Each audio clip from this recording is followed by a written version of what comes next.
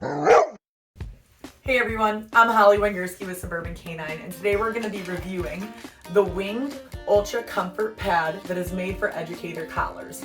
So I have used educator collars in the past, however, I think it's a great collar, but my go-to and favorite collar to use is the Dogtra Arc. So we typically recommend the brand Dogtra, and we also sell the brand Dogtra.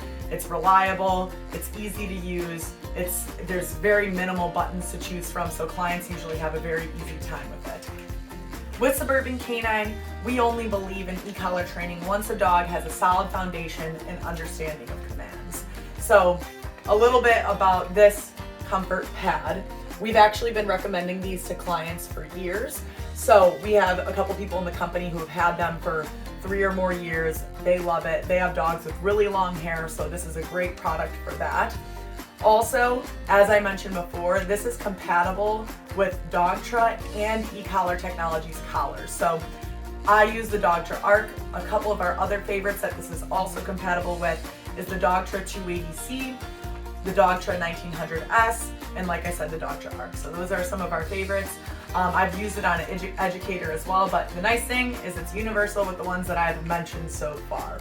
This video is going to be for anyone who has a dog that is already e-collar trained or plans to e-collar train down the line. So a little bit about these contact points. They are gold-plated titanium wings with brass contact points, which a lot of dogs tend to have a lot of allergies. So this is a very good, substitute for any dog that has skin allergies. The Dogtra Arc, they have like the silvery nodes, so a lot of dogs tend to have issues towards silverish metals. I have found that the brass contact points are a lot more comfortable and also just better for those skin sensitivities. So you might be wondering exactly what is contact. She's blabbing about contact. So a little bit about contact. The way I like to explain it to clients is think of it as a circuit. So if I have 2 fingers on the nodes and I correct myself on the e-collar, I will be able to feel a correction efficiently. However, if I just put 1 finger on the node, and even if I were to turn it all the way up to the highest level, 127, I'm not going to be able to feel that correction level. So that comes into play if you have it on your dog. You have a dog with super long hair, a funky neck shape, lots of scruff that kind of gets in the way and it gets inconsistent. Sometimes if your dog has really long hair, these nodes are just sitting on the hair. So a downfall to not having extension points is you have to fit the collar quite snug, almost to the point where it's pushing on the skin, because otherwise you're not going to have that consistent approach like a circuit. Whereas one point might have good connection, one point might have not so best, and then that's where the trouble starts happening. So the trouble to me comes when if you have inconsistent fit on your dog, inconsistent connection, you might naturally as an owner or a trainer be like, I'm going to turn it up a couple levels because they're not responding. They are either A, distracted by a squirrel, something else, they're not paying attention to me, and they don't want to listen right now. So naturally I might be like, I'm going to turn it up a little bit. The reason that's a problem is because it's not that they're not caring for the number, they actually don't feel it. So then all of a sudden I'm 10 numbers higher and I correct them. If they all of a sudden get solid contact out of nowhere because they scratched at the collar, moved, whatever, there's a very high chance for overcorrection, which we don't ever want to do as a company. We don't ever believe in overcorrecting your dog. We just want to correct your dog where they care, they respond to you, and they listen, right? So my dog is never scared of his e-collar. He sees it and immediately thinks, heck yes, we're going hiking. So with that being said, with these contact pads, you will be able to get much consistent contact where it cuts through the fur a lot more. The collar could be a bit looser as well, where it's not super snug when you have the regular contact points. And in general, it's more comfortable for them because it's on their neck, not as tight. It's not, digging into their skin, and it cuts down to their skin a lot better than these nodes would. So let's get to the installation process. All right, ignore the angle, but this is a little bit better for you guys to see what I'm doing. So you can see that the comfort pad comes in this little baggie. Be careful because I almost accidentally threw it away because of how little it was. I ordered something else and I thought that was the only thing that came in. So just be careful because it's small and it's very easy to lose. So it's in this little baggie. As I said, I am going to be installing it today on the Dogtra Arc. So this is the collar that I use for my dog. Here I have a 5/16 wrench that we're going to install it with. So I've seen people do it with their fingers. I've seen people use, another tool. The 5/16 wrench fits perfectly over the node, so I'm able to slide it on and rotate.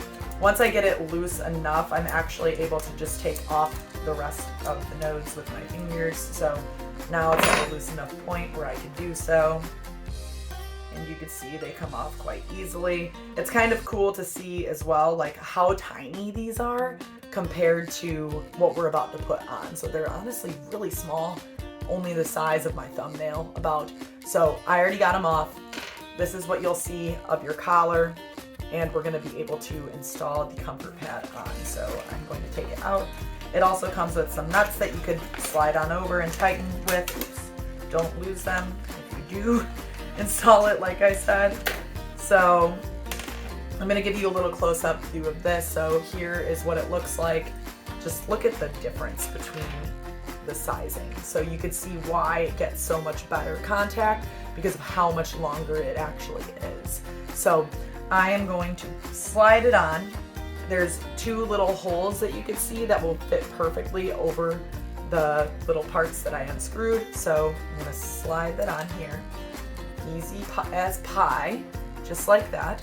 And then it came with these little nuts to put on over. So I'm going to slide it on first a little bit with my finger just so I could get it steady and not, well, I actually did a good job there, and not just have it pop off. Both ends on, slide a bit, and then I'm going to use, like I said, my 5/16 inch wrench. My favorite thing to do, of course, with ecollar is I take my dog hiking a lot, so off-leash trails, all of that stuff, he absolutely loves it. I've actually reliably called him away from a black bear once, so that just goes to show the power of e-collar training and why we do it. Just gives your dog a little bit more freedom while also keeping in mind safety. So, if he's completely free with nothing on him, of course he's a dog, he's gonna make a mistake. But the nice thing about e-collar training is, I have something on him that helps bridge the gap of our communication, where it's not like, hey, I don't care about your verbal command, I'm just gonna keep chasing my black bear. All right, so I actually have tightened it quite a bit. It's nice and snug now, which is awesome. So you can see this is what it looks like on. So much longer, so much better for cutting into the long hair and just getting a better fit. So also, just because of the size difference, you can see here's the regular node and then here's the extenders. The nice thing is you don't actually have to have it as snug as you would before, so this will cut through the hair, get better consistent contact, and it's overall just more comfortable for your pup. So we are going to test this out with Anakin today. I'm curious to see how his range changes. So I would imagine that his typical number is usually around 25 to 30 out of 127. Now we're going to test it out with the comfort pad and see how his number changes. So I have heard very good things about this product. I personally have used it on trainees dogs, but I'm always like, I wonder how Anakin's number is going to shift. So we're going to test it out today. I imagine his number is going to be a lot lower because he's going to have so much better contact. And also keep in mind, he's a doodle. He currently has long hair right now, so it's going to be hard to get good contact with these little points on his skin, whereas with this, we're probably going to get some better contact. So let's test it on out. All right, everyone, so I'm going to show you Anakin with the e-collar. Well, I'm in Chicago right now. It is 20 degrees, but Anakin doesn't mind the snow, and honestly, he's probably going to enjoy it quite a bit because we're going to incorporate some ball and playtime into this little training session.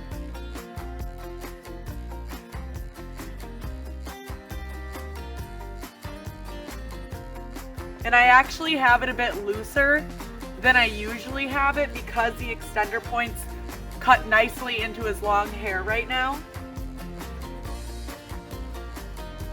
So like I said, I'm gonna use it for heel to start, just to get him used to it. What, you heard me say heel? Good boy, Annie, heel.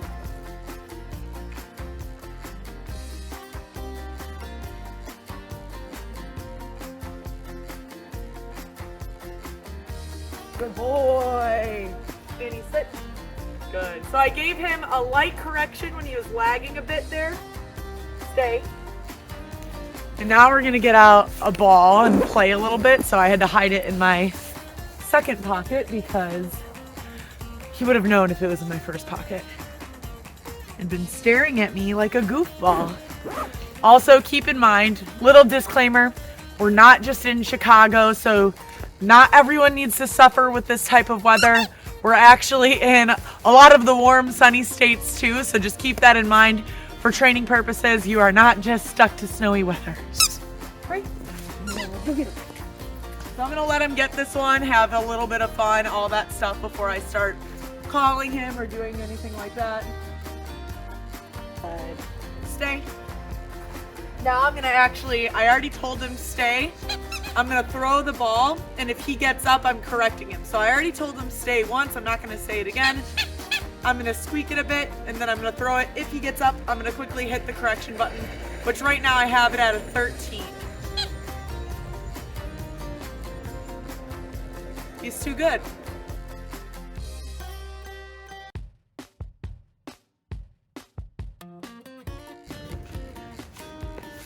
No. There, I corrected him. Stay. And he actually responded quite well. He felt it. I saw he turned his neck a little bit and he stopped what he was doing.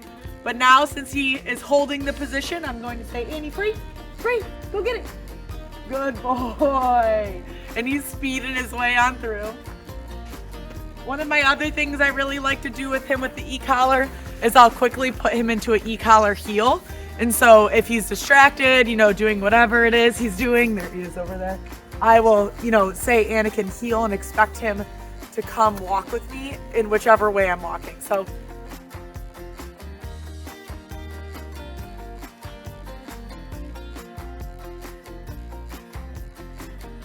slippery again. I just tapped the e-collar when he was lagging a bit there because he was focused on the ball. And now I'm gonna do the off-leash heel while tossing the ball around and see if he breaks it at all. And if he does, you'll see me tap the correction and then he'll fall back to my side. But so far, truth be told, he's at a 13 right now, where usually he's around 25, sometimes even higher with heavy distractions, especially his ball.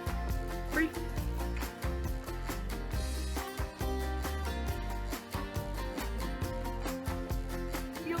Nice. Couple of things to keep in mind. Anakin did awesome. He was sitting at about a 13 for level wise. I probably could even go 12 or so depending on the distraction.